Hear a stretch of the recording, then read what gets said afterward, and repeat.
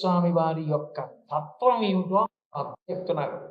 నాకున్నటువంటి అఘములన్నీ పోయాయి, పాపములు పోయాయి. ఇది ఉండాలి విశ్వాసం. భక్తి అన్నది విశ్వాసం. నేను ఆయన దర్శనం చేశాను. చెయ్యగానే నాకున్నటువంటి సమస్త పాపరాశి ధ్వంసం అయిపోయింది. ఎందుకని? అంటే కలియుగంలో కలిపురుషుడి లక్షణం ఏమిటంటే పాప ప్రచోదనం చేస్తాడు. ఎక్కడుండాలి అంటే మనుష్యుల యొక్క మనసులలో ఉండాలి అని నిర్ణయం. ఎప్పుడు అవకాశం కలిగితే అప్పుడు మనిషి మనసులో ఉన్న రాక్షసుడు విజృంభిస్తే మనిషి రాక్షసుడైపోతాడు. అంటే ఇప్పుడు ఆ యుగాన్ని సృష్టించిన వాడు ఈశ్వరుడే.